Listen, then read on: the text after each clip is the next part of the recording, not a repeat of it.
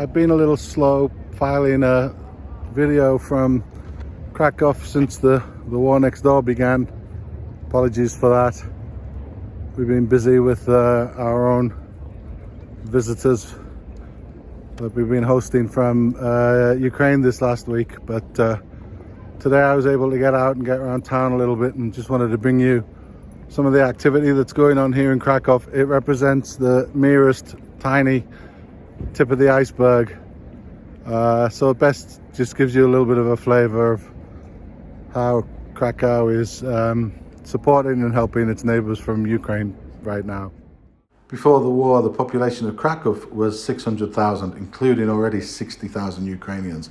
Since the start of the war, another 100,000 Ukrainians have arrived in the city, and Krakow is doing an awful lot of things to help those people, including accommodation, food, free parking. So there was a different collection point last week. The collection point was in the city, very close to where I am, but today they've been collecting all day at this point, which is at Krakowia, near Krakowia Football Club. All different types of gifts. A steady stream of people bringing their cars and gifts all day long.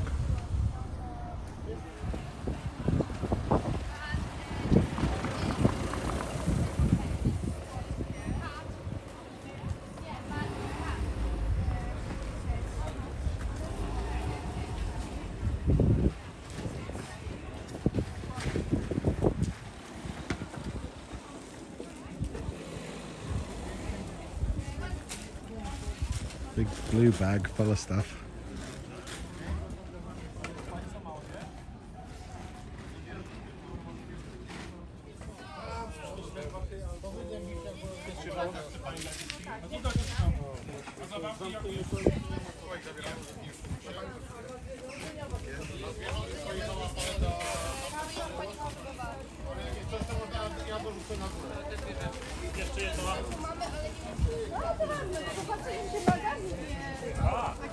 Where's it all going?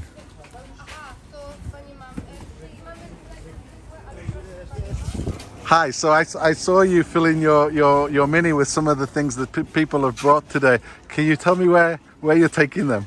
We are taking this stuff to the center of soups.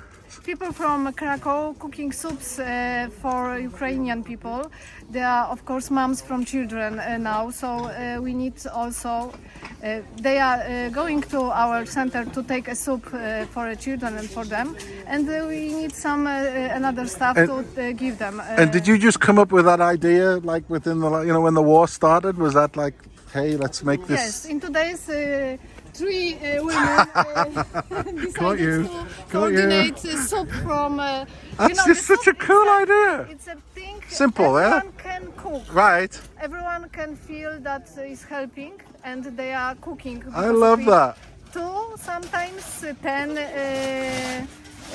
How to name it? Pots. Pot? Yes. So they can take some with them as well. We are from 10 o'clock to.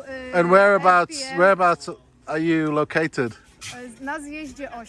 It's street na zjeździe 8. Is that in the center? Yeah, More or less. not exactly, Not but exactly. not so far away. Okay. It's Well. by Plac Bohaterów Getta. Oh yeah. Okay. It's Okay. Just Well, I think that's a brilliant idea. Every day, many transports for a border. Yeah, People there, right. Because it's very important that not only here but also there. We have restaurants now because it's about 14 days. we start. So I saw they did these collections. Like, are they just doing this at the weekend, or are they doing this every day? Every day. Every day in a different location. Yes, and they take this and take it to Ukraine. So you're able to come to these places every day and get the things that you need to make the soup. No, it's not exactly soup because soup is cooking by people from Krakow. Okay. Krakowians. Yes. And when you are going to take a soup, you need also take a milk for children, a cornflakes. I get it. So like basic the things that things that are most needed, Yeah. including soup. Yeah, but soup is more important. I think that's such a brilliant idea, and I've been in Krakow long enough to know that Krakowians make amazing soup. Yeah, come to us, we can give you a soup if you want. Oh, I would. Whatever kind of soup. And there it goes on the way.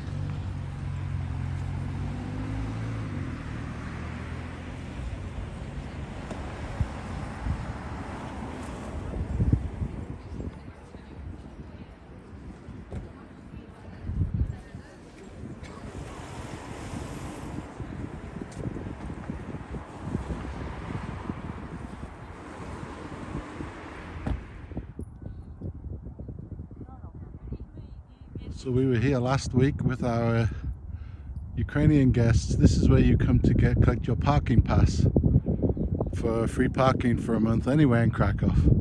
This is the Vizla football stadium, and this is where they had the point last week for handing out things that people had donated. So I'm going to go have a look, see if they're still doing that. But this is a lovely bit of Krakow which we haven't shown on our channel before, but on the other side of this park is the other football stadium for Krakowia. It's kind of cool that both stadiums are so close. Nice stadium. Looks like a whole bunch of stewards today, so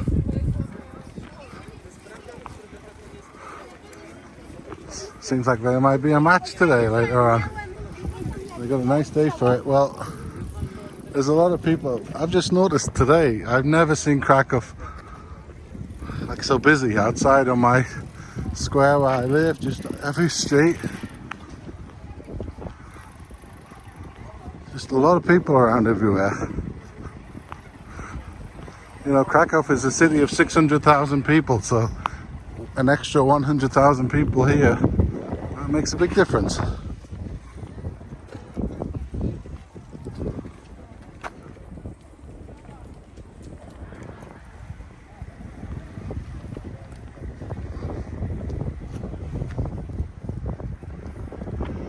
Maybe I should sneak in a game. So down by the side of the stadium, now we know, you see where the car in the window? This is where you got to come if you come here in your car and you want to get a parking pass to this building. It's Sunday today, so it's not open. Well, it wasn't open last Sunday. I don't know if that means it's open today, but this is where you come, and then you will get a free parking pass.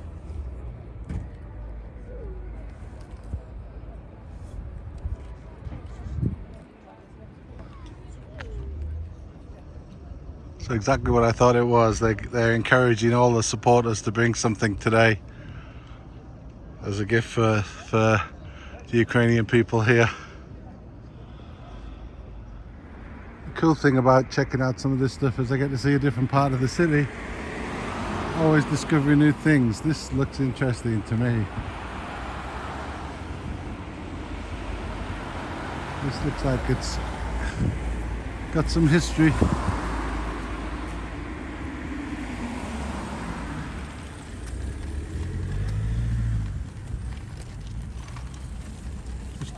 Wonderful Jordana Park. It's huge and it's wonderful. So I'm walking now down the path from the stadium to the old town.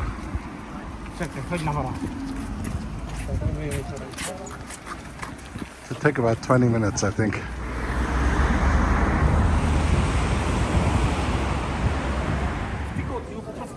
Wiesz, że pracuje, nie? I go po prostu w ten sposób się nastawiasz, nie? Pracuje i czekam na telefon.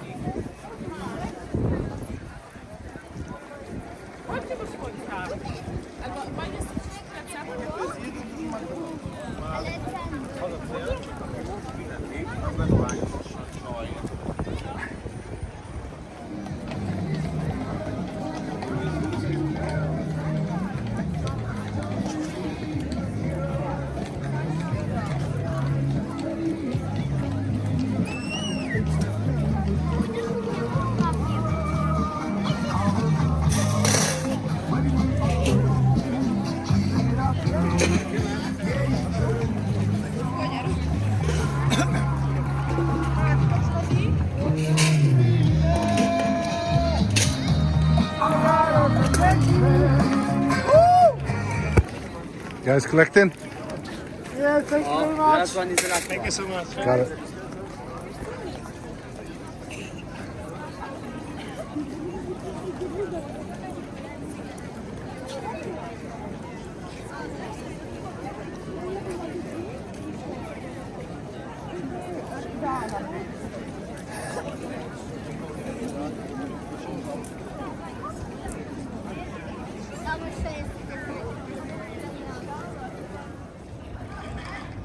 Krakow's main railway station is underneath the shopping mall, Galeria Krakowska. But there's an older station here, and this is where I understand they're hosting a lot of Ukrainian families now, so they're arriving by train here in the main platforms, and then you can see there's people around here with their cases and stuff. And this looks like a place where you would come, I think, and try and get some information what to do.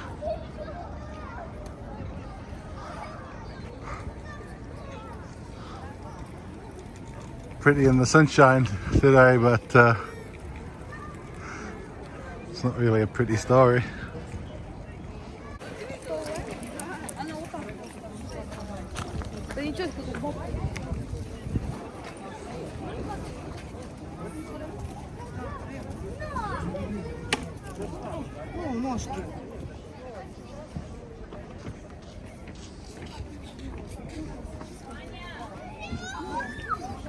I think here you come and you can collect some of the donations, some clothes.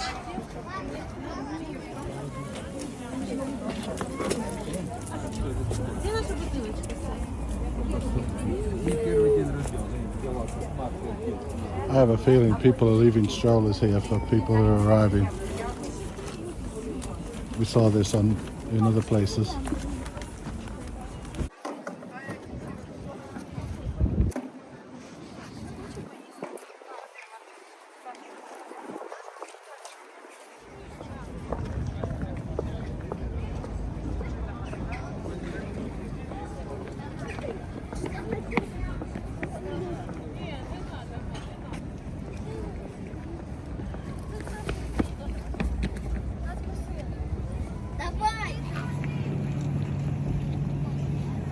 People are bringing stuff, people are taking stuff.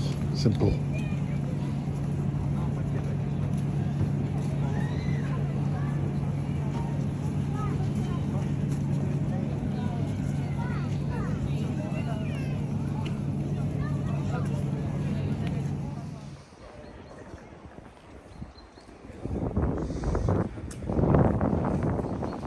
I think you can stay here in the old railway station. I don't know what that means.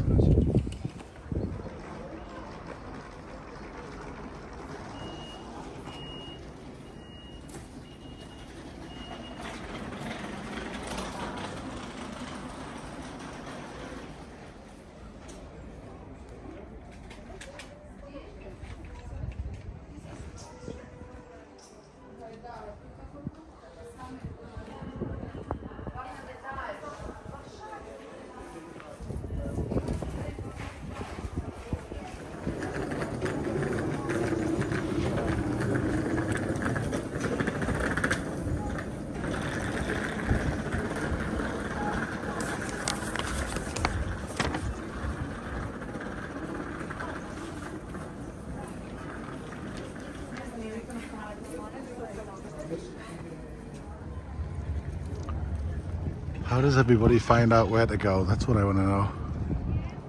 Everybody's arriving. Only so many people can stay in here. I'd love to know how they find out where they can be connected to somebody that might put them up.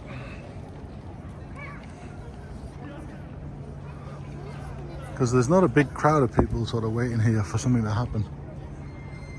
So gives me the impression that something's working.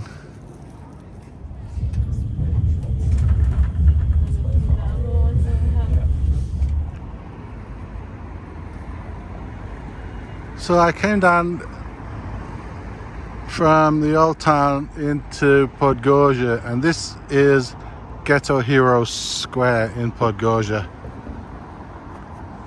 And this was the site of the ghetto from 1941 to 1943. This was the German guard hut that stood in this square. This was the main square of the ghetto. I'm reading the book currently of the gentleman that operated the pharmacy here. He was the only Pole that was allowed to operate a business inside the ghetto for the life of the ghetto. But today is like really important because today is actually the 79th anniversary of the liquidation of the ghetto. So the Nazis moved out those who they thought could work to the nearby labor camp, concentration camp, Plazhov. They divided the ghetto into two, and those that didn't go were basically killed and murdered 79 years ago today. Many of them would have been killed on this square. And it was just interesting when I talked to the lady who said that she was providing soup and provisions. She said that their location was just off the square, but not quite sure where it is. It's just ironic, isn't it, that here we are 79 years later after one of the worst atrocities, one of the very worst atrocities ever committed in Europe. 79 years later, this stuff is still going on. How is it possible? How is it possible 100,000 people have arrived in this city in the last 2 weeks, displaced from their homes, their families living in apartment blocks getting bombed? 79 years later, it doesn't seem like we figured this stuff out yet. I'm sure this is what these people are talking about. Anyway, disappointed. I wanted to find the ladies again.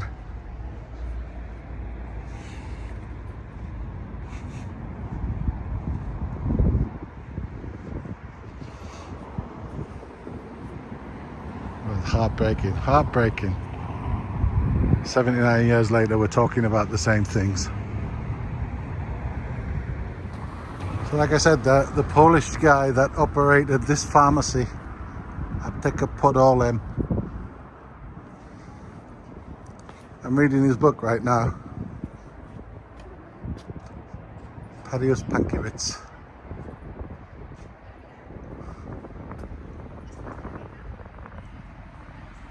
And he was a Polish guy who helped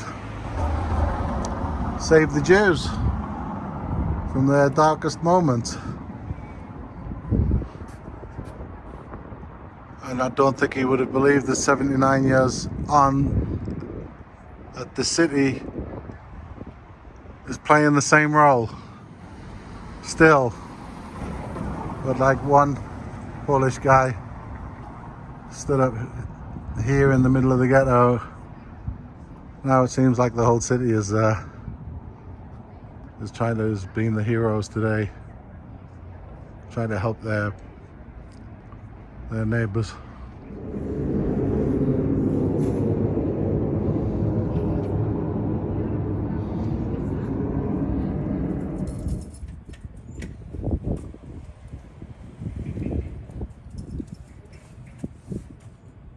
During the ghetto liquidation in March 1943, that was March 13th, 1943, today, the Germans murdered all the children staying there.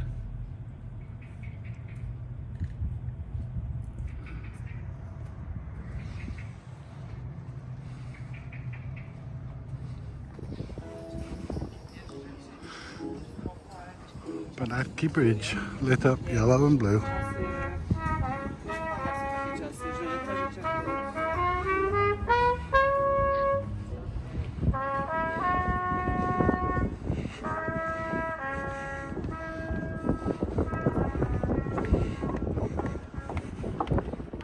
And to end on a happier note, here are the twin 2.5-year-old Ukrainian girls from Kiev, part of the family that was staying with us this last week. just what a joy it was to have their company for a little while. Be like your sister, look. Exactly. Your sister knows how.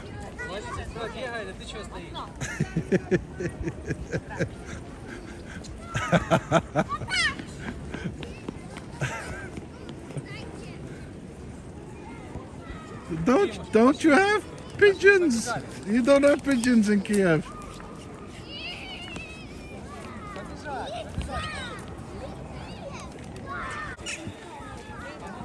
Ah.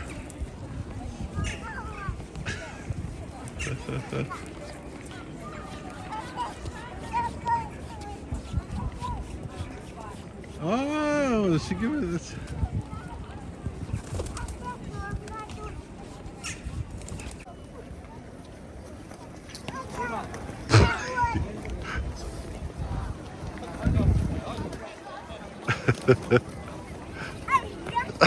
Oh yes. No, not the water, not the water, not the water, not the water, no. You're crazy. You're crazy. Кидай мячик, Рима, кидай.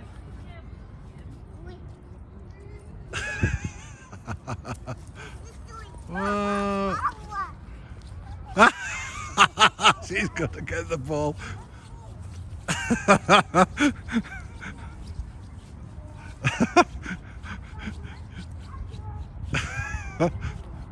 The dog's meant to get the ball. The big slide. Tell Mom. So I'm going on the big slide. I'm going on the big slide, Mom. 3, 2, 1. Are you ready? Way!